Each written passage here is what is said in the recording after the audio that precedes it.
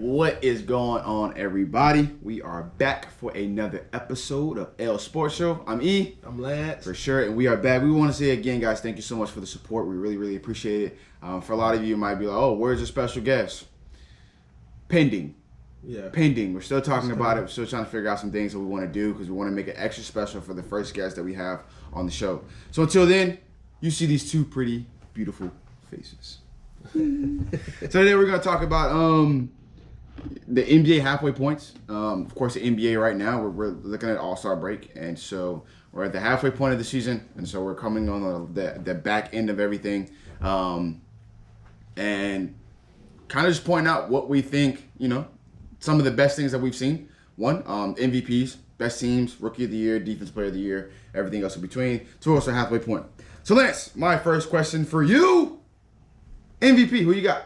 It's halfway through the season. I mean, it's an obvious answer. I mean, his team got the best record in the league right now, and he's probably gonna go back to back because there's just nobody competing with him right now as far as MVP. Because it's definitely Giannis the Greek Freak, man. He's balling out, man. It's his to lose. The only way he can lose it is if he gets hurt. But honestly, everyone else is just in his race, and he's just running ahead of everybody. I agree. I think that the progression that Giannis has made is something to be behold to. If Giannis ever developed, because he's developing a jump shot now, so people talk, well, if he develops a jump shot, he'd be there. I think the biggest thing for him is developing a handle. If he can develop a handle to combat with that jump shot, boy, oh boy, Giannis will be taking the league by storm. Oh, 100%. It would be crazy. It would be crazy, and the Bucks are doing a really good job building around him. Rookie of the Year, who you got? Rookie of the Year, I got Ja Morant, but only because Zion Williams had to miss so many games. Oh my God, we getting a small taste of Zion, and when I tell you, oh my God, this kid is disgusting on the basketball court. This man, I watched this man literally move Steven Adams out of the way like he was just an average Joe. Like Steven Adams literally went backwards, like whoa. And I was like, oh my God. Is it Ja Morant's my Rookie of the Year as well. Is it safe to say that Zion would be this generation's Shaquille O'Neal? I think is that a safe comparison to say? I think so. I think it's a more skilled Shaquille O'Neal because he can handle the ball a little bit. Shaquille O'Neal in Orlando was dirty too, though. He was dirty, but he was a handle Shaq too, and then he gained weight. Yeah, you know what I'm saying, when he went to LA. We'll see, but I don't want to be disrespectful, but just from what I'm I don't see. The thing is when everyone makes comparisons, we don't want to be disrespectful. I don't think Shaq would be mad to say that he and Zion are in the same sentence as far as comparison wise. Zion being compared to him. Yeah. Shaq sees his game and respects it. I think Shaq wish he had a second jump as lethal and deadly as Zion Williams' second jump is. I think Shaq always talks about if he either took his nutrition seriously, we'd be talking about Shaq as one of being the greatest players of all time. Probably. He is the conversation of the most dominant player. But I think that can be said too as we look, and if Zion stays healthy and it goes throughout the course of his career, he's able to keep his weight down at a reasonable stature. Zion's 6'7", 280. Yeah. With like a 45-inch vertical. That's insane. With a mean second jump. Insane. And the way he's able to dominate a game without you having to run a play for him. The sky is the limit for this kid. Yeah. And I think it's a safe comparison to say that Zion could be in the same breath as Shaquille O'Neal. For sure. And I don't think that's a disrespect to Shaq at all. He's very dominant. What I think is, I just think that when you're great, a bunch of people just start talking about you. But all the hate been at a standstill. The whole time he was hurt, all I heard was, "Oh, Zion is a big old house, and he's being in New Orleans, he ain't gonna be nothing." But what's the dude that do the commentary that everyone hate on the NFL net with NFL? Who? Booger McFarland. Oh man! Everybody was comparing the man to Booger McFarland, saying he was one Popeye biscuit from being Booger McFarland. So disrespectful. But now what he's doing, he's doing some big things. Yeah, but now the hate is gone. You know what I'm saying? Yeah. And so we'll talk about the next kind of award, and everyone says defense wins championships, and defense does win championships. Absolutely. So this halfway point throughout the NBA season, who's your defensive player of the year? It's AD, Anthony Davis, man. This man is averaging 2.4 blocks and 1.6 steals. Yeah. I mean, affecting the game on the offensive and defensive end, and everyone feeds off his energy on the defense. Could you argue that AD should be the MVP? Like, he's putting up almost his historical numbers from his personal standpoint, from offensive end, but this is his best defensive season yet. Yeah. Could you argue that he would be MVP if the Lakers' record were better than the Bucks' record? I mean, you really could, because the reason why the Greek Freak is my MVP is because of what he's doing with what he has and what his team is doing. Yeah, so for sure. If the Lakers were doing better and maybe lost a few less games, then we'll be talking about AD differently. I feel that. My defensive player of the year is Ben Simmons, and I may be reaching out a little bit more, but to look at a guy like Ben Simmons, whose ceiling is so high, all it takes for him is effort. And really wanting to bring it every single night. And I think he certainly has the ability of being at 6'10" with very long arms to being a very good defender. And I think he's proven that this season. Not consistently, unfortunately. So I would agree with Anthony Davis being the defensive player of the year. But I'll stay with Ben Simmons because he hasn't done it consistently.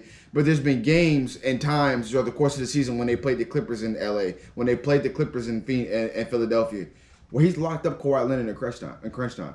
He's locked up the other team's best player in crunch time. He hasn't done it consistently again, but he's shown moments and spurts the first half of this season. I think he can really kind of compel it and kind of move it forward to that second half of the season and really doing some big things. But one thing you can say, though, even though he doesn't show it all the time, is he's showing up and doing it on the big games, on the big stage. He has, man. Hopefully his counterpart can do the same thing, too, and be on the consistent basis and being Joel Embiid. Most improved player, man. A guy who's improved from last season to this season, man. Who you got? I mean, this guy gets most improved just for the simple fact that he got a different opportunity and not so many more hands on the basketball. I mean, when you play with LeBron James, it's tough to get these looks. But my most improved is Brandon Ingram. I mean, we all knew he could do this, but he just didn't have the right opportunity. You know, was it not the right opportunity, or was it the LA lifestyle? Because like being in LA, there's so much pressure. It's not only you're playing in Staples Center, which is like the mecca of arenas in the NBA, but then you got LA lifestyle. Like, you got palm trees, you got Calabasas, you got beautiful women. Like, it's LA, man. You know, like, and you playing for the Lakers, you know, that purple and gold. So was it really... I think B.I. had it in his system to be what we're seeing right now. I just think he needed a change of scenery. Yeah. You know what I'm saying? And he's in New Orleans, and there's no disrespect to New Orleans. New Orleans is beautiful. But it's not. New Orleans isn't L.A. From the style of life. You know what I mean? Like, New Orleans, you can be by yourself. You can just chill. You're not chilling in L.A., man. No, you can't. That's crazy. Yeah, no. Yeah. I think my most improved, and I'm kind of, again, going out on a limb, Shai Gilgeous-Alexander from the Oklahoma City Thunder. And for a lot of the people who don't know who that is and what the Thunder are doing, no one's talking about the Thunder because KD and Russ aren't there. Yeah. But they're 6 in the West. They're 6. And you just got rid of Russell Westbrook and Paul George in the offseason, and you're 6 in the West. A lot of people we're looking at this team like, oh, they should be tanking. Yeah. They're not tanking. They got a plethora of draft picks to their disposal, a great young core, and they're winning games. So we talk about a team that can really make some noise at a trade deadline at some point, packaging all the picks that they have and maybe a young guy and going to get a big name guy to come back in OKC. And who doesn't? It's not OKC brings the nightlife, the glorious lifestyle, but they bring a loyal fan base. Like, that's why, you kind of enjoy Oklahoma City. And I think one person that's not getting enough mention is Chris Paul. Chris Paul has really helped shape and develop what Shai Gilgeous and Dennis Schroeder are doing there in Oklahoma City, bro. They're doing some big things, man. And I think Shai Gilgeous, man, the numbers he's putting up, 19.5 points per game, 6 rebounds, 3 assists a game. They're 33 and 22 against 6 in the West. That can't go, unscathed. Now, I agree with B.I., you know what I'm saying? But, I'm going to go with, Shai Gilgeous on this one. Yeah, I feel you. Yeah. A lot of people don't talk about OKC because of the same reasons you said that. But then again, OKC is like a college town. Like, everyone that goes there always loves to play there because of the fans. Yeah. It's new. Yeah. And everyone wants to be there because it's just electric in that building. So every single game. Yeah. And they fans show up and show out. I mean, did you see when KD left? How they treated him? Yeah. You know what I'm saying? Like they really care about their basketball team. I mean, when Russ left, they was really, they didn't burn any jerseys or anything like that. Russ gave us everything, and it was just time for a change of scenery. Yeah. And I think they were okay with what they got back, and I don't think the fans were even expecting for them to be as good as they are. Nope. And credit Billy Donovan. I mean, we're not giving Billy Donovan enough credit, but like Coach of the Year candidate. Like, Billy Donovan could be up there. Absolutely. You know what I'm saying? As a Coach of the Year candidate, I think Frank Vogel and what he's doing in L.A. could kind of trump what he's, you know what I'm saying? Because Frank Vogel came into a new area, a new system, new players. You got LeBron James. Can you get LeBron James to buy into your system? And LeBron is bought in, and they're one of the best defensive teams in the league. I hear you on the Lakers, but a team we're not talking about, and, they just lost Kawhi Leonard. Raptors. Yeah, he got them second in the West after losing the guy, quote unquote, the guy that made them win the finals. Poor man gets paid. Yeah. I mean, yeah. What's his name? I think what is it, Nurkic? The head coach. No, it's not Nurkic. Nurkic plays for the Portland Trailblazers. I'm tripping. Yeah. Maybe producer Snow can hook us up with the name of the name of the Raptors head coach, and he's doing a great job, doing a phenomenal job. Another team to look out for in the East though, the Heat. Yeah. The Miami Heat just added Andre Iguodala and Jay Crowder to that young core and Jay Crowder.